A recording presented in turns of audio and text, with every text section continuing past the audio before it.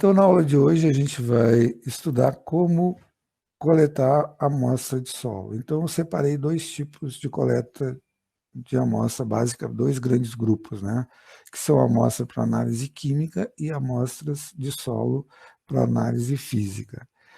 Esta amostra para análise química é a que vocês mais vão usar no dia a dia, né? E vocês podem fazer até a partir de hoje, né? Se alguém pedir para vocês, ou mesmo na propriedade de vocês, para fazer esta análise, que quer fazer esta análise química, vocês podem coletar a amostra para esse fim. Porém, na nossa disciplina, a gente não vai aprofundar esta parte de química do solo, porque vocês terão uma disciplina específica que vai abordar essa questão, né, de química do solo. Mas a gente vai aprender como coletar a amostra de solo para análise química.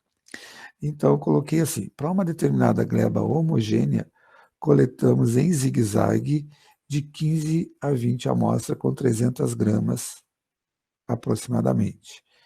Então, a gente vai coletar 15 a 20 amostras, depois a gente vai homogeneizar estas amostras e fazer uma única amostra composta que vai representar aquela gleba, né? E depois a gente deixa a amostra para secar ao sol, para facilitar o trabalho do laboratório. Não é obrigado, mas facilita lá o trabalho do laboratório. O que é uma gleba homogênea, que nem eu coloquei ali? A gente separa assim, ó, por cor. A primeira evidência, né, que a gente vê que mudou o solo é pela cor, né? Então a gente olha, bom, mudou de cor, então eu vou considerar que é uma área diferente, que eu vou coletar uma amostra composta só para aquela área, né? Ou ainda, quando eu vou usar um determinado cultivo naquela área, então eu vou coletar uma amostra composta para aquela área, né? Quando muda a textura, tipo um solo mais arenoso, um solo mudou, é um solo mais argiloso, eu vou coletar uma amostra para aquela área.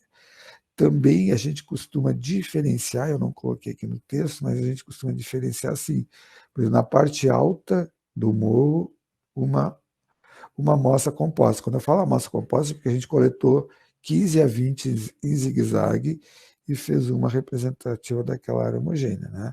Então, uma no topo do morro, uma na metade e uma na parte baixa do morro. Uma composta, certo? Por quê? Porque lá em cima o solo está sendo mais lixiviado, né? E os materiais finos, que são material orgânico, argila, óxido de ferro e alumínio, que é o material fino do solo, vai descer lá para a parte baixa. Então, a parte baixa do morro, geralmente, ele é mais fértil, né? Geralmente, ele tem mais material fino que vai reter os nutrientes para as plantas, né? Então, a gente diferencia. Faz uma amostra homogênea para o topo do morro, uma para a metade, para a parte intermediária e uma lá para a parte baixa do morro, certo? Então, são essas situações assim, que eu enumerei aí para a gente considerar uma gleba homogênea, né? Tá, e aí, que cuidados que a gente tem que ter com os materiais para que não interfira, para que não altere, né, a análise química do solo. Então, a gente tem que ter cuidado para não ter resíduos orgânicos ou químicos, né? Por exemplo, eu pego um saco plástico de bolachinha, né? Ele tem resíduo de alimentos ali, então tem resíduo químico, resíduo orgânico, que vai alterar a minha amostra. Ou uma, uma enxada que estava lá no galinheiro, né? Estava mexendo no esterco lá. Então ela vai estar, eu tenho que limpar antes, senão ela vai contaminar a minha amostra e vai dar erro. Uma enxada que ficou mexendo lá o cimento ou o cal, né? Ela vai dar erro na minha análise. Ou também, às vezes, a gente coloca a amostra para secar ao sol em cima de um plástico, de um saco plástico. Se o saco for de calcário ou de adubo, né, poderá dar erro também. Então, a gente tem que tomar esses cuidados, tá? Com os materiais que a gente está usando, que é a pá, enxada, saco plástico, né? Para que não que esses materiais não contenham resíduos orgânicos ou químicos que possam alterar, contaminar a amostra, né? No laboratório, a gente seca a 50 graus centígrados, é o mesmo que secar ao ar no laboratório, né? Por exemplo, um laboratório que faz análise química, sei lá, tem 100, 200 amostras, né? Como é que eles não vão deixar secar ao ar? Então eles secam em estufa a 50 graus centígrados, que tem o mesmo efeito de que secar ao ar, tá? Mas pode ser o sol na sombra, não tem problema nenhum. Uma outra coisa importante é etiquetar. Então a gente para aquela área, para aquela gleba, a gente coletou 15 a 20 amostras em zigue-zague de 300 gramas, homogeneizou todas e fez uma única amostra composta, né? E aí então, esta amostra a gente vai colocar 300 gramas num saco plástico e vai etiquetar para mandar para o laboratório.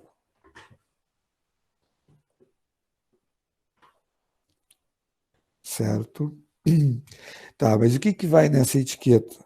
Essa etiqueta tem que identificar o máximo que dá, né? Então vai o nome do produtor, o município, qual gleba que é, você pode colocar o nome nas glebas ou numerar as glebas, né, que foi retirada da amostra. O que, que tem plantado, o que, que foi plantado na última safra, que é o uso atual dela, ou se não for plantar nada, o que, que tem lá. E o que, que a gente quer plantar nela, qual o uso futuro, né? Coloquei uso atual e futuro. Então, esses dados têm que ir na etiqueta que vai para o laboratório, certo? Algum comentário? Alguma dúvida? Por exemplo, professor, se eu tiver uma área de 170 hectares, por exemplo, e quiser fazer uma análise de solo, eu faria uma análise de solo por hectare ou eu teria que fazer mais análises? Não. Tu vai fazer assim, ó. Provavelmente não vai plantar a mesma coisa, né? Então, já vai separar por cultivos, é uma separação que tu vai ter, tá? Que mais? Tu não te preocupa tanto com o número de hectares, tá bom? Tu vai, nesta área de 170 hectares, provavelmente tenha solos diferentes. Tipo assim, características físicas. A característica física mais evidente geralmente é a cor. Aqui é mais escuro, né? Então provavelmente ele tenha mais matéria orgânica. Então eu vou coletar, fazer umas para aquela área, né, de solo mais escuro. Outra, por exemplo, é mais arenoso, o solo está mais solto. Então, aí vai ser uma amostra, aliás, 15 a 20 amostras em zigue-zague para aquela gleba.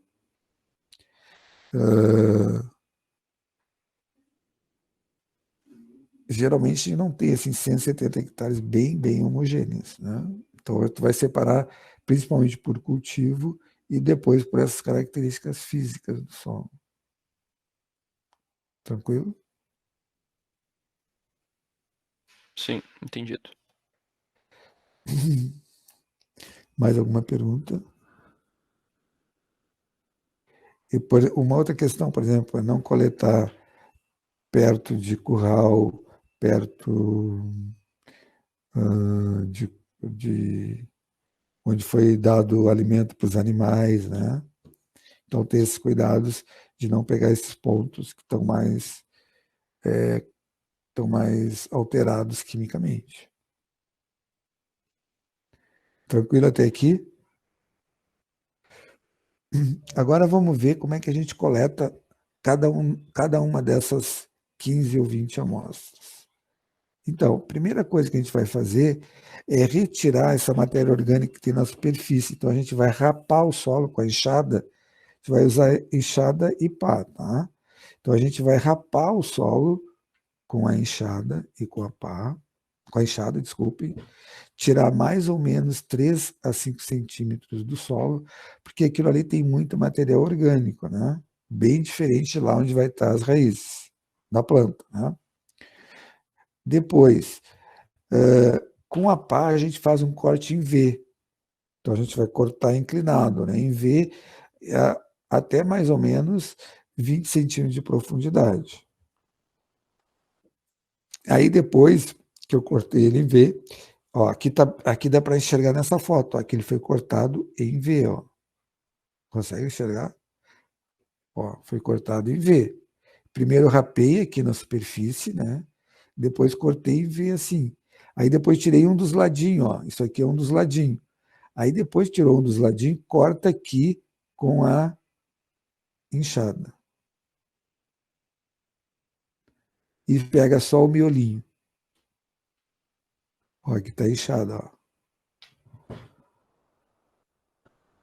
Certo? Então essa é a técnica que vocês vão usar em cada ponto, cada uma daquelas 15 a 20 amostras. Por que ele é cortado inclinado? Porque a tendência de um nutriente é cair reto, né? É descer reto. Então, se eu corto inclinado, eu pego uma distribuição melhor dos nutrientes dentro daquele solo do que eu cortar reto. Essa é a ideia, por isso que a gente corta em V, inclinado. Então, cortei em V, ficou em cima da pá, né? Aí eu tiro essas laterais com a enxada, as 4 laterais com a enxada.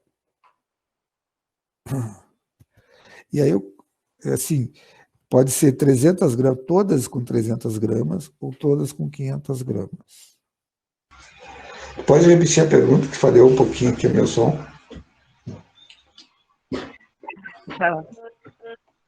Professor, assim, ó, nessa retirada dos 3 a 5 centímetros de solo, para tirar o resíduo orgânico, sim,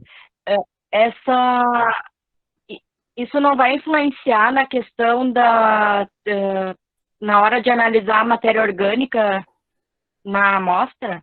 Sim, é que assim, nesses 3 a 5 centímetros vai ficar uma camada muito grande de material orgânico que não vai estar lá em profundidade. Então, por isso que a gente rapa, ele está em excesso ali, né? Não é que ele esteja em excesso, ela não está bem distribuída, só para finalizar, só para fechar essa parte aqui de química, de análise, de amostra para análise química, né? Então, cada ponto a gente vai usar essa técnica, tá? Cada ponto. Então, estão observando ali, né, nesse solo, esse é um solo bem argiloso.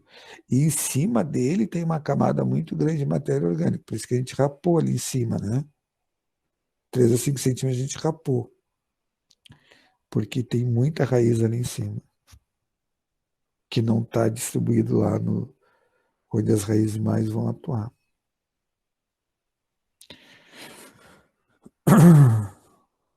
Professor, Pode falar.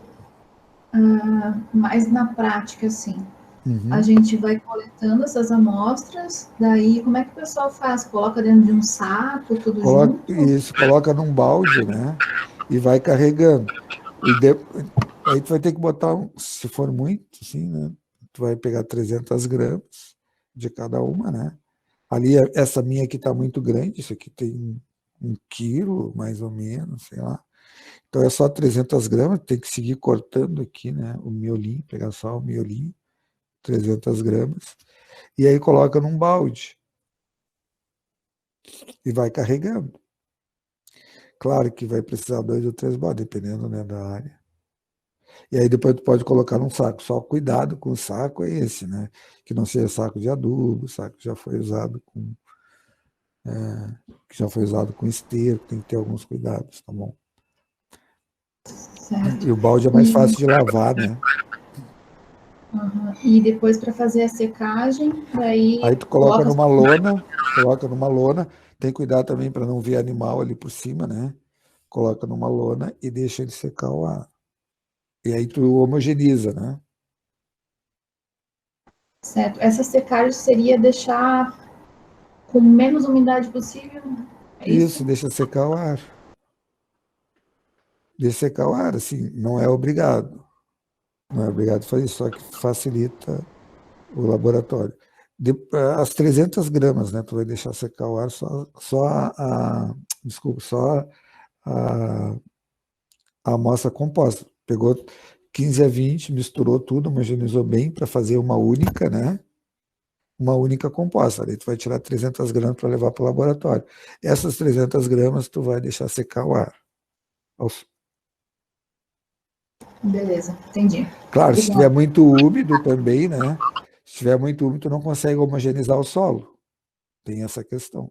Se estiver muito seco, por exemplo, esse solo aqui, ele é um solo muito argiloso. Se secar muito, não consegue misturar ele depois. Ele fica muito, muito duro. Então, cada solo é diferente. Mas se ele ficar muito duro, tu vai ter que molhar para depois separar ele. Para homogeneizar, né? Certo? Mais alguma pergunta? Seria isso. Obrigada. Tem gente que coleta também para análise química com trado. Mas pode ser, não tem problema nenhum. Até tem um trado pequenininho que o pessoal compra. O trado ele é um saca-rolha, tá bom? Vou mostrar aqui um para vocês. Esse aqui é o trado, ó. Tem dois tipos de trado. Para análise, eu digo, tem dois tipos de trado, tá? Esse aqui, ele é para solos argilosos, que o solo fica preso aqui dentro, né? E esse aqui, como ele é fechadinho, para solos mais arenosos. E tem um que é vendido nas ferramentas gerais, que é tipo um saca-rolha grande, né? E aí o pessoal usa muito para fazer coleta de amostra para arroz e tal, né? Que o solo está mais úmido. E ali consegue coletar com aquele. É que para o arroz tudo é diferente, né? Tá, então com relação aos trados. Esses trados, eles são usados para qualquer tipo de solo, tá bom? Então, olha só, aqui está o extensor dele. A vantagem do trado é que eu consigo coletar a mais de 20 centímetros. Eu consigo coletar em profundidade do solo, porque eu coloco esse extensor aqui e ele vai aumentando. Ó. Eu consigo coletar em profundidade, certo? Essa é a vantagem do trado. E são dois tipos de trado, basicamente, tá? O trado para solos argilosos e o trado para solos arenosos. São basicamente esses dois tipos que tem. O para solos argilosos é esse abertinho aqui, ó. Um solo argiloso, esse solo aqui que vocês estão vendo, é um solo bem argiloso, tá? Ó, ó. Então tem que usar esse tipo de trado quando o solo é bem argiloso, porque daí quando tu gira ele, né, ele corta o solo e o solo fica aqui dentro, porque o solo argiloso ele é muito firme, né?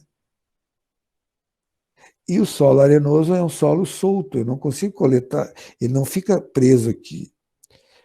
Então eu tenho que usar esse aqui para solo arenoso. Então é basicamente esses dois tipos que tem. Existe esse outro que eu falei que é tipo um saca-rolha, que ele é mais usado para solos argilosos. Ficou claro? Sim. Ó, aqui eu coloquei com o extensor Sim, para a gente enxergar. Por exemplo, quando eu quero fazer uma barragem, né? E aí eu quero ver como é que é o solo lá dentro. Aí eu uso o trado, que ele vai coletar lá dentro e vou tirando, aí eu coloco, por exemplo, vou cravando o trado no solo, né? E eu vou com uma fita métrica, eu vou medindo a profundidade, vou colocando aqui do lado, ó. E aí eu consigo enxergar o solo lá dentro, em toda a profundidade que eu quero. Esta é a vantagem de usar o trado. Que eu consigo coletar em profundidade. Tem pessoas que usam também para fazer análise química, não tem problema. Por quê? Porque o trado ele vai alterar a amostra, né? Mas não tem problema para análise química. Só que eu não preciso toda essa profundidade. Só se eu vou coletar para outro tipo para uma planta que tenha raízes mais profundas, né? Aí sim.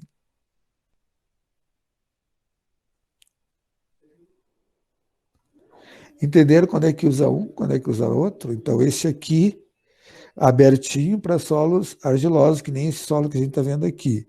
Esse fechadinho para solo arenoso, que é um solo mais solto, para solo solto, né? Então, eu coloquei aqui, ó. Quando eu separei, né, a amostra com a porosidade alterada. Então, contrado, eu altero a porosidade da amostra, né? Então, eu posso coletar com pá inchada ou contrado. Contrado, podemos coletar com várias profundidades.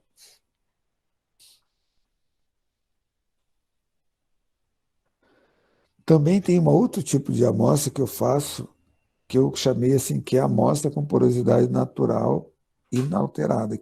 Quer dizer, eu mantenho os poros do solo.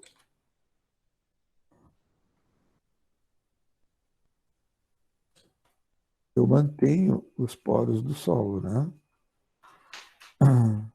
E aí eu coleto com um anel volumétrico. Então, esse aqui é o anel volumétrico. Ó. O que é um anel volumétrico? Aqui, essa tampinha verde aqui é a tampa que vai dos dois lados do anel, tá? Mas o anel ele é só de aço, ele é um cilindro de aço, tá? Esse verdinho que vocês estão enxergando aqui é a tampa que a gente tira essa tampa. Então, o anel volumétrico, ele é um anel de aço com bordos cortantes e de volume conhecido. Então, vou botar aqui.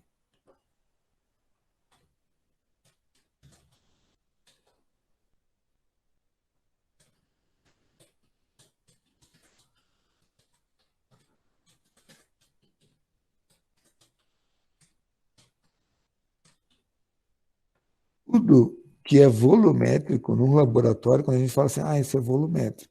Tudo que é volumétrico, ele é de precisão. Ele é um instrumento de precisão, certo?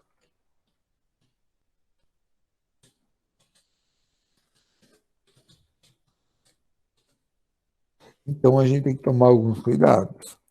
Então, por exemplo, esse anel ele vai coletar só para essa profundidade, mas qual é a vantagem dele? Só para só para este volume. Então, ele tem um volume conhecido, certo? E qual é a vantagem do anel? É que ele mantém os poros inalterados. Esta é a grande vantagem dele, que a porosidade fica inalterada.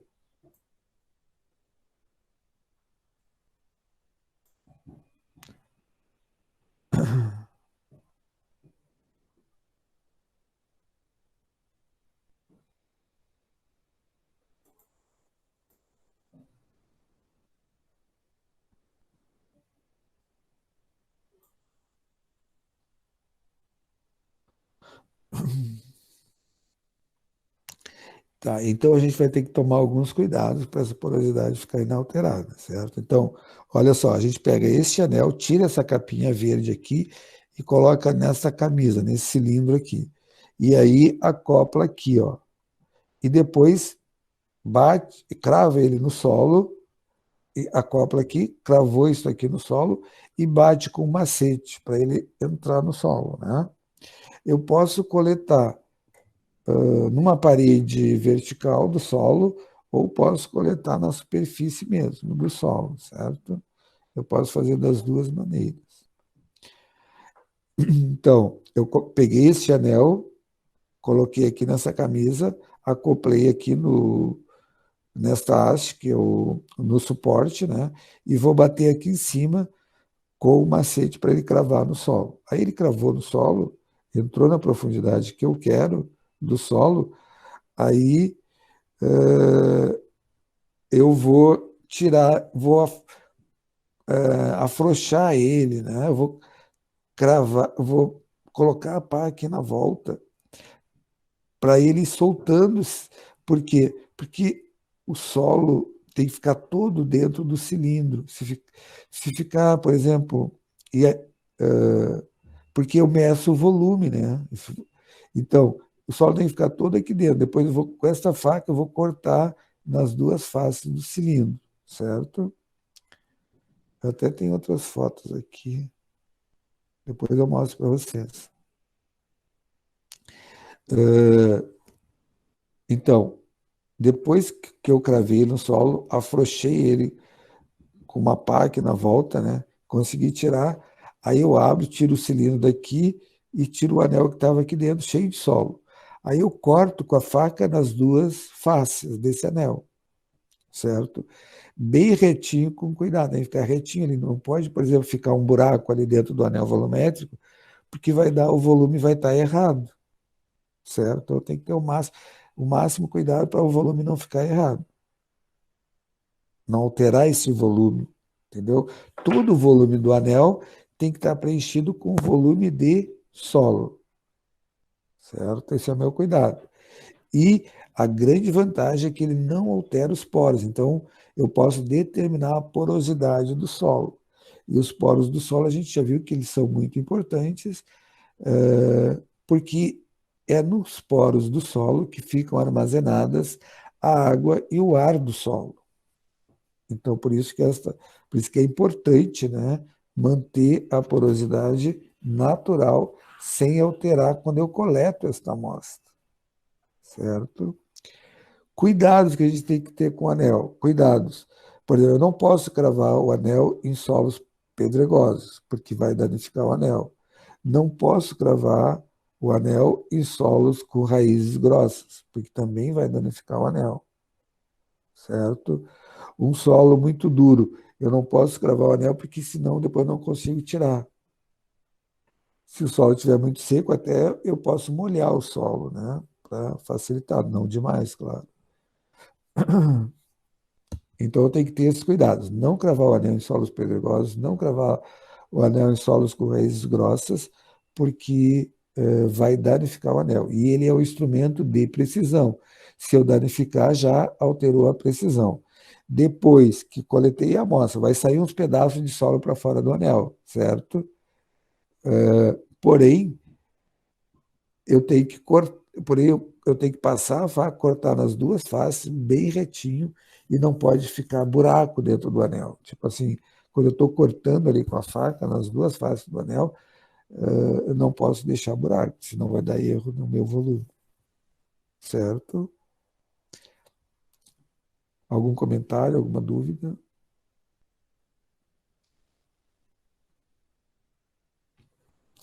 Depois a gente vai ver as várias situações que a gente usa esse tipo de amostra em análise física.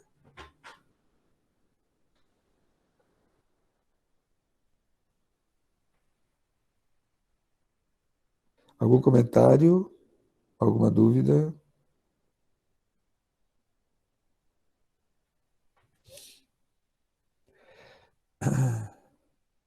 Então, vamos recapitular aqui, tá? Como vocês foram fazendo as perguntas, eu falei de uma forma diferente do que eu escrevi aqui. Então, eu coloquei assim, 2 tipos de amostra. Amostra 1, conforme o seu objetivo. O tipo de amostra para análise física e outro tipo para análise física, tá? Para análise física, eu coloquei assim, aquelas amostras com porosidade natural inalteradas e amostra de solo com porosidade natural alterada, certo?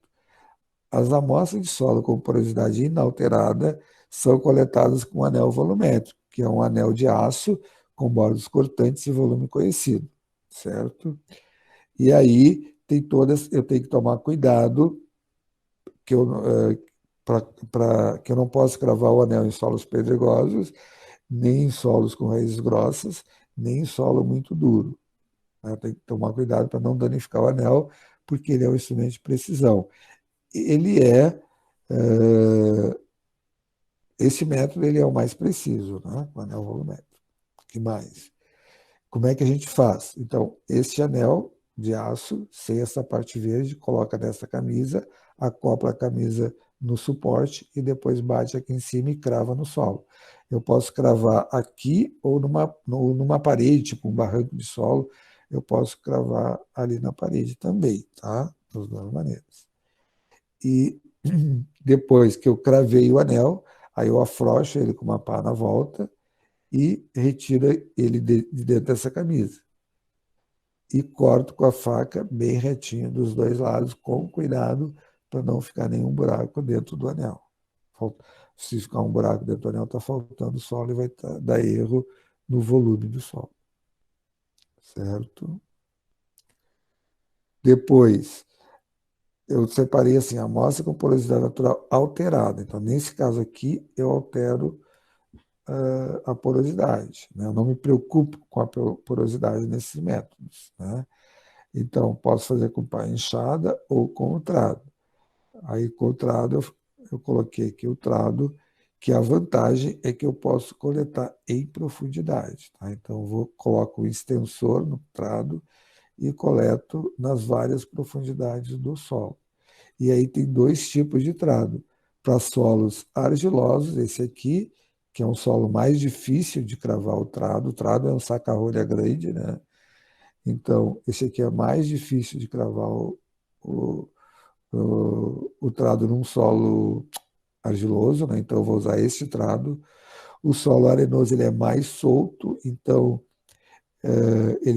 eu vou usar esse tipo de trado que ele vai ficar preso aqui dentro. Então são esses dois tipos de trado.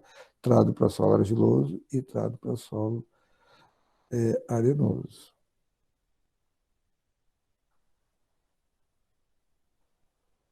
Uma outra tipo de análise que eu não falei, para análise física, é fazer uma trincheira, tipo aquelas trincheiras, né, que cabe uma pessoa lá dentro.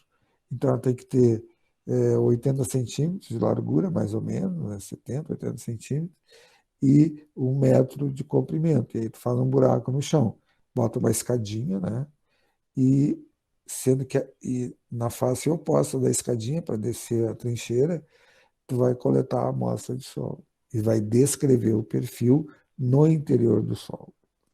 Isso é legal quando a gente quer descrever o perfil no interior do solo, né?